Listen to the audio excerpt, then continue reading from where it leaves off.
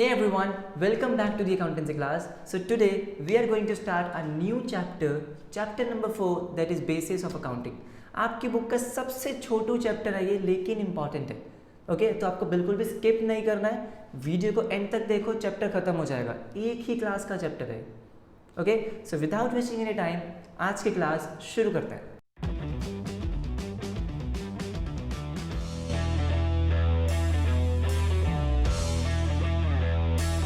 Okay so basis of accounting. Accounting करने के कितने तरीके हैं? बेसिस का मतलब क्या है? अकाउंटिंग करने के कितने बेसिस हैं? तो बेसिकली अकाउंटिंग करने के हमारे पास दो बेसिस हैं. समझते हैं वो दो बेसिस कौन से हैं. फर्स्ट बेसिस जो हमारा है वो है कैश बेसिस. ठीक है, कैश बेसिस ऑफ अकाउंटिंग. और जो सेकंड है वो है accrual basis of accounting. Okay तो इस चैप्टर में हमें करना क्या है? इस चैप्टर में हमें बस इन दोनों का मीनिंग समझना है और इन दोनों के बीच में डिफरेंसेस क्या हैं उनको समझना है. बस इतना ही है ये चैप्टर. ओके सो एक एग्जांपल लेते हैं, एक ट्रांजैक्शन लेते हैं, उससे आपको क्लियर हो जाएगा कि कैश बेसिस और एक्रूअल बेसिस का मीनिंग क्या होता है. तो मान लो ये है कौन? ये है जेठालाल जी. कौन है? जेठालाल. और इनकी एक शॉप है जिसका नाम है, बहुत सारे बच्चे समझ चुके होंगे, गड़ा इलेक्ट्रॉनिक्स, है ना. ये क्या करते हैं? ये बेसिकली वो टीवी मशीन्स वगैरह वो सब कुछ बेचते हैं. ठीक है, तो हुआ ये है कि इन्होंने दो ट्रांजैक्शन करी है. एक ट्रांजैक्शन क्या है, एक कस्टमर आया और उस कस्टमर ने एक टीवी परचेज किया. ठीक है, और वो टीवी कितने का था? वो टीवी था 15,000 रुपीज़ का. और 15,000 रुपीज़ का उन्होंने टीवी लिया और इनको कैश दे दिया और चले गए. मतलब 15,000 रुपीज़ का टीवी लिया, कैश दिया और बाय बाय टाटा. उसके बाद हुआ ये कि एक और कस्टमर आया. ठीक है, अब ये कस्टमर ने क्या किया है? एक और टीवी लिया है. टीवी कितने का था? टीवी था इस बार 20,000 का. लेकिन अब इस कस्टमर ने, मान लो ये जो फर्स्ट कस्टमर था इनका नाम था ए और सेकंड कस्टमर का नाम था बी. अब मिस्टर बी ने पैसे नहीं दिए हैं. मिस्टर बी ने क्या कहा? जेठा जी मैं आपसे टीवी लेके जा रहा हूँ, आपको नेक्स्ट वीक या फिर नेक्स्ट मंथ आपको पैसे मिल जाएंगे. ठीक है, तो यहाँ पे क्या हुआ? यहाँ पे जो जेठा जी ने सेल करी है उसको हम क्या बोलते थे? उसको हम बोलते थे क्रेडिट सेल्स. याद आ रहा है आपको? सेकंड चैप्टर में हमने सीखा था. और यहाँ पे जो सेल करी थी, ये सेल कौन सी थी? ये थी कैश सेल्स. ओके, अब क्वेश्चन ये है कि एक बात बताओ, यहाँ पे टोटल सेल्स कितनी हुई है? यहाँ पे जेठा जी ने सेल्स करी कितने की है टोटल? राइट, कैश बेसिस की अगर मैं बात करता हूँ, कैश बेसिस ऑफ अकाउंटिंग की, तो अगर कोई businessman cash basis of accounting follow कर रहा है, कैश बेसिस का मतलब क्या हुआ कि सिर्फ जो भी ट्रांजैक्शंस कैश में होंगी, जैसे कि जब कैश मिलेगा या जब कैश आप पे करोगे, सिर्फ उसी की अकाउंटिंग होगी. कैश आया तो रिकॉर्ड किया, कैश गया तो रिकॉर्ड किया. क्रेडिट ट्रांजैक्शंस हम कैश बेसिस में रिकॉर्ड नहीं करते. तो मान लेते हैं कि जेठा जी यहाँ पे कैश बेसिस की अकाउंटिंग फॉलो कर रहे हैं. ठीक है, कैश बेसिस से वो अकाउंटिंग फॉलो कर रहे हैं. तो कैश बेसिस में वो क्या करेंगे? यहाँ पे वो सिर्फ और सिर्फ इस ट्रांजैक्शन को रिकॉर्ड करेंगे. क्यों? क्योंकि इस ट्रांजैक्शन में, सेकंड ट्रांजैक्शन में कैश की ट्रांजैक्शन तो हुई नहीं है, कैश तो एक्सचेंज हुआ ही नहीं है. मिस्टर बी ने कैश दिया है क्या? नहीं दिया. मिस्टर ए ने कैश दिया है, जेठा जी रिकॉर्ड कर लेंगे कि 15,000 रुपये की मेरी सेल हो चुकी है. जब मिस्टर बी पैसे देगा तब जेठा जी रिकॉर्ड करेंगे कि हाँ 20,000 रुपये की सेल्स और हो गई. अभी वो रिकॉर्ड नहीं करेंगे. टीवी बेशक उन्होंने बेच दिया, अब टीवी उनके पास नहीं है, टीवी तो कस्टमर ले गया मिस्टर बी, लेकिन फिर भी वो सेल्स रिकॉर्ड नहीं करेंगे. क्यों? क्योंकि कैश बेसिस का मतलब ही यही है कि जब कैश एक्सचेंज होगा, जब कैश आएगा या जब कैश जाएगा, सिर्फ तभी आप रिकॉर्ड करोगे, उसके अलावा आप रिकॉर्ड नहीं करोगे. ये है कैश बेसिस. लेकिन जब मैं बात करता हूँ एक्रूअल बेसिस की, एक्रूअल बेसिस क्या कहता है? एक्रूअल बेसिस कहता है कि जब ट्रांजैक्शन हुई, जैसे ही आपने सेल करी, जैसे ही आपने टीवी बेचा, सेल रिकॉर्ड कर लो. बेशक आपको कैश रिसीव हुआ उस टाइम या नहीं हुआ. फर्स्ट ट्रांजैक्शन में टीवी बेचा है, बिल्कुल बेचा है. सेकंड ट्रांजैक्शन में टीवी बेचा है, बिल्कुल बेचा है. तो ये दोनों ही सेल्स हैं, ये दोनों ही रिकॉर्ड होंगी, लेकिन एक्रूअल बेसिस में रिकॉर्ड होंगी, कैश बेसिस में नहीं. तो एक्रूअल बेसिस क्या कहता है कि जब ट्रांजैक्शन हुई है, कोई भी ट्रांजैक्शन हो, जैसे ही वो ट्रांजैक्शन हुई है उसको रिकॉर्ड कर लो, इररिस्पेक्टिव ऑफ कि आपने कैश रिसीव किया है या नहीं किया, आपने कैश पे किया है या नहीं किया, राइट। तो अगर मैं कैश बेसिस की यहाँ पे बात करता हूँ तो एज पर कैश बेसिस अभी जेठा जी की जो सेल्स है वो हुई है 15,000, लेकिन जब मैं बात करता हूँ एक्रूअल बेसिस की तो जेठा जी की सेल्स हो चुकी है 35,000, मतलब 15,000 प्लस 20,000 दोनों ट्रांजेक्शन्स रिकॉर्ड होंगी। दोनों का मीनिंग समझ में आ गया? कैश बेसिस का मतलब क्या है, एक्रूअल बेसिस का मतलब क्या है? बहुत सिंपल है, ठीक है। अब इस चैप्टर का सबसे इंपॉर्टेंट पार्ट पता क्या है जो एग्जाम्स में आने के चांसेस होते हैं, वो है कैश बेसिस और एक्रूअल बेसिस के बीच का डिफरेंस, ठीक है। तो फटाफट से कैश बेसिस और एक्रूअल बेसिस के बीच का डिफरेंस देखते हैं, आ जाओ। ओके, सो डिफरेंस आपके स्क्रीन पे दिख रहा होगा, आराम से एक एक पॉइंट को समझ के चलते हैं कि क्या लिखा हुआ है। फर्स्ट पॉइंट हमारा है नेचर ऑफ ट्रांजेक्शन्स, ये हम ऑलरेडी डिस्कस कर चुके हैं। क्या है इसमें? Both cash and credit transactions are recorded. किसमें? एक्रूअल बेसिस में। एक्रूअल बेसिस पे आप कैश और क्रेडिट दोनों ट्रांजेक्शन्स को रिकॉर्ड करोगे। क्यों? क्योंकि वहाँ पे ये फर्क नहीं पड़ता कि कैश कब रिसीव हुआ है, जब ट्रांजेक्शन होगी तभी रिकॉर्ड कर लोगे, ठीक है। लेकिन जब मैं बात करता हूँ कैश बेसिस की, तो कैश बेसिस में सिर्फ और सिर्फ आप कैश ट्रांजेक्शन को ही रिकॉर्ड करोगे, क्रेडिट ट्रांजेक्शन को आप रिकॉर्ड नहीं करते। बहुत सिंपल है। अब आते हैं सेकेंड पॉइंट पे, ये है आपका इंपॉर्टेंट पॉइंट। सेकेंड पॉइंट क्या कहता है? देखो, prepaid and outstanding expenses, accrued income and income received in advance. इन सब का मीनिंग हम सेकेंड चैप्टर में जब हमने किया था उसमें समझ लिया था, लेकिन अगर किसी ने वो वीडियो नहीं देखी है तो मैं आपको यहाँ पे दोबारा से एक्सप्लेन कर देता हूँ कि प्रीपेड एंड आउटस्टैंडिंग एक्सपेंस का मतलब क्या होता है, एक्रूड इनकम और इनकम रिसीव्ड एडवांस का मतलब क्या होता है। पहले आते हैं हम एक्सपेंसेस वाले पे, ठीक है, समझ लो। अगर आपने वीडियो देख लिया बहुत अच्छी बात है, आपकी रिवीजन हो जाएगी। नहीं देखी अगर आपने सेकेंड चैप्टर की वीडियो तो अब यहाँ पे समझ लो, ठीक है। अब एक्सपेंसेस का मतलब आपको पता है, एक्सपेंसेस का मतलब खर्चा, राइट। जो भी आपने एक्सपेंस किया है रेवेन्यू को अर्न करने के लिए, जो भी आपने एक्सपेंस किया रेवेन्यू को अर्न करने के लिए, वो एक्सपेंसेस होते हैं। अब होता ये है, एक्सपेंसेस दो टाइप के हो सकते हैं, जैसे कि यहाँ पे लिखा हुआ है आउटस्टैंडिंग एक्सपेंसेस और प्रीपेड एक्सपेंसेस। अब हमें समझना है कि इन दोनों का मतलब क्या है। देखो, अब देखो आराम से समझो, ठीक है। ये है आपका ऑफिस। अभी इस ऑफिस में बहुत सारे एम्प्लॉयज़ काम करते हैं, बहुत सारे एम्प्लॉयज़ काम करते हैं, ठीक है। अब मान लो एम्प्लॉयज़ ने काम करा कब से कब तक, 1 जून से लेके 30 जून तक काम कर लिया। अब जब उन्होंने काम कर लिया है, मतलब आपने उनसे काम करवा लिया है, तो आपको क्या देनी होगी? उनको सैलरी देनी होगी, बिल्कुल देनी होगी।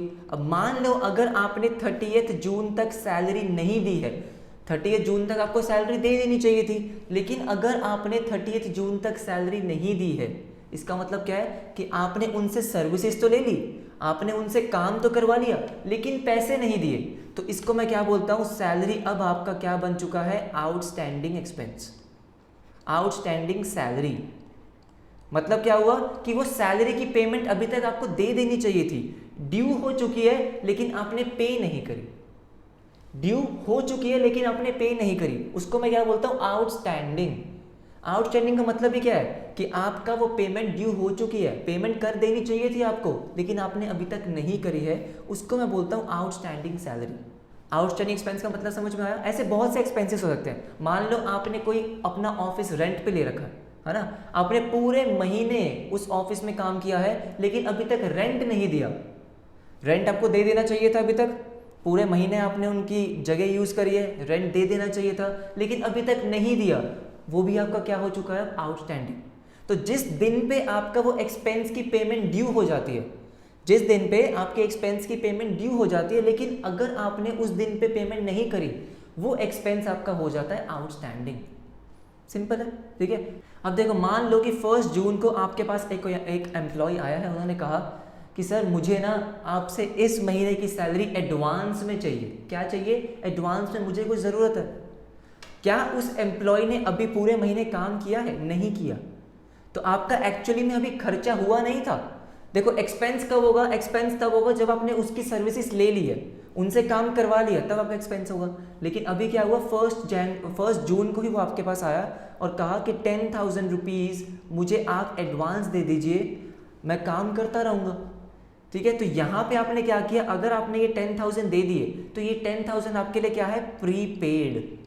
ये क्या है? प्रीपेड सैलरी है। क्यों? क्योंकि अभी आपको पेमेंट करनी नहीं थी, आपने प्री पे कर दी। जैसे आप अपने फ़ोन में रिचार्ज कराते हो, है ना। एक प्रीपेड होता है, एक पोस्टपेड होता है। प्रीपेड का मतलब क्या होता है कि पहले आपने रिचार्ज कराया, उसके बाद आप उसको यूज़ करते रहोगे। सिमिलरली प्रीपेड का यहाँ पे क्या मतलब है कि अभी आपको पेमेंट देनी नहीं थी, आपने अभी उनसे काम करवाया नहीं है, लेकिन पहले ही आपने पैसे दे दिए, वो आपका प्रीपेड एक्सपेंस होता है। ये बात समझ में आई। आउटस्टैंडिंग का मतलब क्या है कि पेमेंट दे देनी चाहिए थी लेकिन नहीं दी। प्रीपेड का मतलब क्या है कि पहले ही दे दी। इन दोनों का मतलब समझ में आया, राइट बहुत ही बढ़िया। तो यहाँ पे हमने प्रीपेड और आउटस्टैंडिंग एक्सपेंस का मतलब समझ लिया है। अब हम accrued income and income received in advance, इसका मतलब भी समझ लेते हैं। आ जाओ, सेकेंड हमारा क्या है, इनकम। अब देखो इनकम भी क्या है, दो टाइप्स की। पहले उन्होंने लिखा हुआ है एक्रूड इनकम, चलो जी, और दूसरा उन्होंने क्या लिखा है, दूसरा लिखा है इनकम रिसीव्ड इन एडवांस। अब इन दोनों का मीनिंग क्या है आराम से समझते हैं, राइट। तो अब देखो एक्रूड इनकम का मतलब क्या होता है कि मान लो ये मैं हूँ, कौन हूँ मैं, ये है मैं, मेरा नाम क्या है, हार्दिक, ठीक है। मैं क्या करता हूँ, मैं बच्चों को पढ़ाता हूँ, ठीक है, मैं बच्चों को पढ़ाता हूँ और वो मुझे फीस देते हैं। अब मान लो मैंने एक स्टूडेंट को पढ़ाया, पूरे महीने पढ़ाया, 1 जून से 30 जून तक पढ़ाया। अब देखो 30 जून को क्या हुआ, मैंने पूरे महीने पढ़ा दिया, मतलब मैंने पूरे अपने सर्विसेज दे दी है, ठीक है। तो अब क्या हुआ, पूरे महीने की इनकम क्या हो चुकी है, ड्यू हो चुकी है। ड्यू का मतलब क्या है कि अब मुझे पूरे महीने की इनकम मिल जानी चाहिए, पूरे महीने की जो मेरी फीस है मुझे मिल जानी चाहिए। मेरे लिए इनकम क्या है, मेरी फीस, ये मेरे लिए इनकम है, राइट। तो मैंने क्या किया, मैंने अब सर्विसेज दे दी है लेकिन मुझे अभी इनकम मिली नहीं, मुझे अभी फीस मिली नहीं है, उसको मैं क्या बोलता हूँ कि अभी मेरी इनकम, मेरी फीस है एक्रूड। एक्रूड का मतलब क्या है कि ड्यू तो हो गई है, मतलब ड्यू का मतलब क्या हुआ कि अभी मुझे मिल जानी चाहिए थी लेकिन अभी तक अगर मुझे नहीं मिली, उसको मैं बोलता हूँ एक्रूड इनकम। क्या बोलता हूँ, एक्रूड इनकम। एक्रूड इनकम का सिंपल सा मतलब है कि आपने सर्विसेज दे दी है लेकिन अभी आपको पैसे नहीं मिले, ड्यू हो चुके हैं, मिल जाने चाहिए थे लेकिन मिले नहीं, उसको मैं बोलता हूँ एक्रूड इनकम। बात करता हूँ मैं इनकम रिसीव्ड इन एडवांस की। अब मान लो कि एक स्टूडेंट से मैंने क्या किया, 1 जून को ही 10,000 रुपीज़ एडवांस ले लिए। मैंने क्या कहा कि मैं आपको पूरे महीने पढ़ाऊंगा लेकिन आपको मुझे जो फीस है वो पहले ही देनी पड़ेगी, एडवांस में देनी पड़ेगी। क्या मैंने अपनी सर्विसेज दे दी है, क्या मैंने उनको पढ़ा दिया पूरे महीने, नहीं, मैंने अभी उनको पढ़ाया नहीं है। तो बेसिकली अभी मेरी जो इनकम है वो ड्यू नहीं हुई। ड्यू कब होगी, जब मैं सर्विसेज दे दूंगा। क्या दी है, नहीं। अगर मुझे 1 जून को ही 10,000 रुपीज़ मिल जाते हैं तो इसको मैं क्या बोलता हूँ कि ये है इनकम रिसीव्ड इन एडवांस।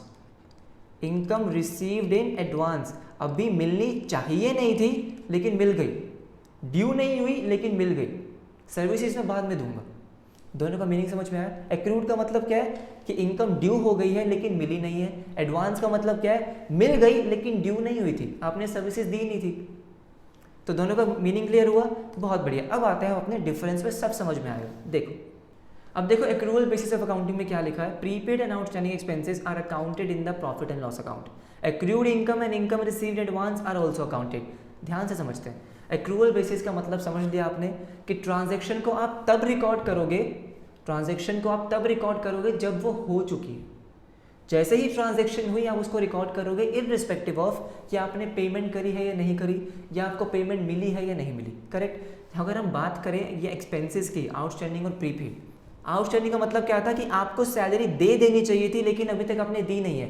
दे देनी चाहिए थी, पूरे महीने की सैलरी का खर्चा तो आपका बनता है ना रिकॉर्ड करना। एम्प्लॉय ने पूरे महीने काम कर लिया, सैलरी आपको दे देनी चाहिए। तो मैं क्या करता हूँ, 30 जून को अपना सैलरी का एक्सपेंस रिकॉर्ड करता हूँ। पेमेंट नहीं करी ना, पेमेंट नहीं करी तो मैं आउटस्टैंडिंग सैलरी बुक करूँगा, लेकिन मैं उसको रिकॉर्ड करता हूँ अपने बुक्स में। जो ये एडजस्टमेंट होती है सैलरी और आउटस्टैंडिंग सैलरी की, ये हमें डिटेल में पढ़नी है बाद में जाके। लेकिन अभी आप इतना समझो कि एक्रूअल बेसिस में, क्योंकि मैं वहाँ पे ट्रांजैक्शन को तब रिकॉर्ड करता हूँ जब वो होती है, ठीक है। तो अगर मैंने सैलरी नहीं दी है तब भी मैं सैलरी को रिकॉर्ड करूँगा। क्यों, क्योंकि मेरा खर्चा तो हो गया ना, हाँ या ना। सिमिलरली जैसे ये प्रीपेड सैलरी थी 10,000, तो इसके भी मैं अपनी एडजस्टमेंट अपने बुक्स में करता हूँ कि भाई ये 10,000 मेरा भी खर्चा हुआ नहीं है। क्यों, क्योंकि अभी तक तो एम्प्लॉयज़ ने काम ही नहीं किया। बात समझ में आ रही है, एम्प्लॉयज़ ने काम किया ही कहाँ है कि 10,000 का एक्सपेंस रिकॉर्ड करूँ।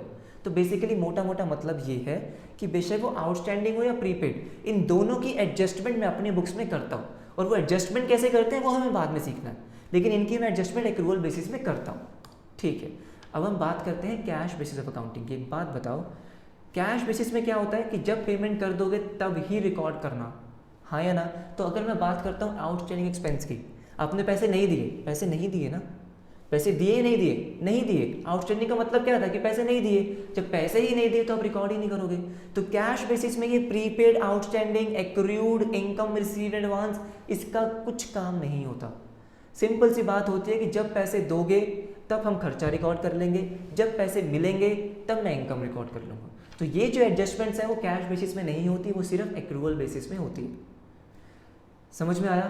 ठीक है, मैंने सेकंड पॉइंट को बहुत डिटेल में आपको समझा दिया है, ज़्यादा ही डिटेल में समझा दिया है। ठीक है, आई होप आपको समझ में आ गया होगा। अब चलते हैं थर्ड पॉइंट की ओर। थर्ड पॉइंट है प्रॉफिट और लॉस, है ना? अब प्रॉफिट और लॉस का मतलब क्या है कि जब आप एक्रूअल बेसिस ऑफ अकाउंटिंग से अकाउंटिंग करोगे, जब आप एक्रूअल बेसिस से अकाउंटिंग करोगे तो आप अपना प्रॉफिट और लॉस बिल्कुल करेक्ट शो करोगे। जैसे कि हमने यहाँ पे एग्जाम्पल लिया था, यहाँ पे जेठा जी ने सेल्स करी कितने की थी? पूरे 35,000 की ना। अपनी सेल्स आप कितने की दिखाओगे? 35,000 की। जब आप अपनी सेल्स 35,000 की दिखा रहे हो तब आप अपना करेक्ट प्रॉफिट शो करोगे। अगर आप 15,000 की दिखा रहे हो तो फिर तो गलत कर रहे हो, टीवी तो आपने बेच दिया फिर भी आप रिकॉर्ड नहीं कर रहे, राइट? तो यहाँ पे यही लिखा है कि करेक्ट प्रॉफिट और loss is ascertained because it records cash and credit transactions.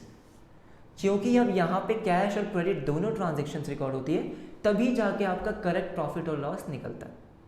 Clear है? कैश बेसिस की अगर हम बात करें तो डेफिनेटली वहाँ पे करेक्ट प्रॉफिट और लॉस नहीं निकलेगा।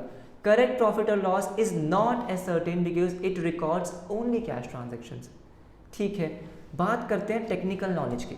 अब टेक्निकल नॉलेज का मतलब क्या है कि जैसे मैंने अभी आपसे एडजस्टमेंट्स की बात की थी, प्रीपेड और आउटस्टैंडिंग की, तो वहाँ पे थोड़ी सी टेक्निकल नॉलेज चाहिए कि प्रीपेड की एडजस्टमेंट करनी होती है, आउटस्टैंडिंग की एडजस्टमेंट करनी होती है, जो आप करोगे कब?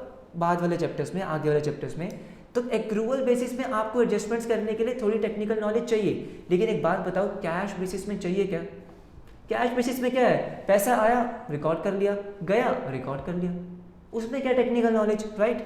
Accrual basis requires technical knowledge as many adjustments like prepaid and outstanding expenses are required to be made। क्योंकि यहाँ पे आपको एडजस्टमेंट्स करनी होती है, इसलिए टेक्निकल नॉलेज की ज़रूरत पड़ती है। यहाँ पे क्या है? It does not require any technical knowledge as it is required for accrual basis. यहाँ पे आपको ज़रूरत नहीं पड़ती। अब आते हैं फिफ्थ पे, लीगल पोजिशन। लीगल पोजिशन का मतलब क्या है कि एक कंपनीज एक्ट 2013 बना हुआ है। कंपनीज एक्ट 2013 का मतलब क्या है कि जितनी भी यहाँ पे कंपनीज हैं, जितनी भी इंडिया में कंपनीज हैं, उनके लिए एक एक्ट बनाया गया, और उस कंपनीज एक्ट 2013 में ये लिखा गया है कि जितनी भी कंपनीज हैं यहाँ पे उन सबको अकाउंटिंग करनी है एक्रूअल बेसिस के अकॉर्डिंगली। तो सारे के सारे एक्रूअल बेसिस से ही अकाउंटिंग करते हैं, कैश बेसिस से कोई अकाउंटिंग नहीं करता, क्योंकि एक तो वो गलत प्रॉफिट और लॉस शो करता है, कोई एडजस्टमेंट्स ही नहीं होती। तो इसलिए कंपनीज एक्ट 2013 ने इसको क्या किया? एक्सेप्ट किया। क्या लिखा है यहाँ पे? Accrual basis of accounting is recognized by the companies act 2013। Cash basis में क्या लिखा? It is not recognize. Companies act 2013 ने कैश बेसिस को बिल्कुल भी रिकग्नाइज नहीं किया है। उन्होंने बिल्कुल ऐसा नहीं कहा कि कैश बेसिस से करो। उन्होंने क्या कहा है कि सारी कंपनीज को एक्रूअल बेसिस ऑफ अकाउंटिंग से ही अकाउंटिंग करनी। ठीक है, लास्ट है एक्सेप्टेबिलिटी। ऑब्वियसली बात है, जब accrual basis true picture show कर रहा है, करेक्ट प्रॉफिट और लॉस शो कर रहा है, कंपनीज एक्ट 2013 ने उसको रिकग्नाइज किया है, आप सारी एडजस्टमेंट्स वहाँ पे रिकॉर्ड करते हो, तो ये वाला मेथड क्या है? ये ज़्यादा एक्सेप्टेबल है, सारे बिजनेसेस यही एक्सेप्ट करते हैं। It is more acceptable as it reveals correct income and expenses. अब कैश बेसिस का क्या है? क्योंकि ना तो वो करेक्ट प्रॉफिट शो करता है, ना करेक्ट इनकम, ना करेक्ट एक्सपेंसेस, कोई एडजस्टमेंट नहीं करता, तो वो क्या है? कोई बिजनेस कैश बेसिस से अकाउंटिंग करना प्रेफर नहीं करता। Cash basis is not acceptable as it does not reveal the required information, right? तो ये है आपका very important part, difference between accrual और कैश। ठीक है, और हमने इसको बहुत डिटेल में समझ लिया है। ठीक है, आई होप आपको सारे पॉइंट समझ में आ गए होंगे। अगर आपको किसी भी पॉइंट में प्रॉब्लम है, प्लीज़ आप मुझे कमेंट सेक्शन में बता सकते हैं, मुझे इंस्टाग्राम पे मैसेज कर सकते हैं।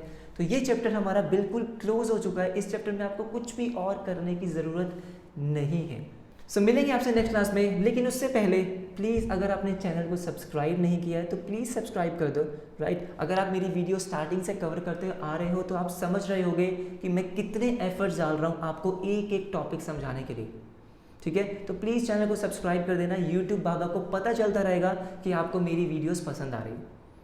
मिलेंगे आपसे नेक्स्ट क्लास में नेक्स्ट चैप्टर के साथ, तब तक के लिए बाय बाय।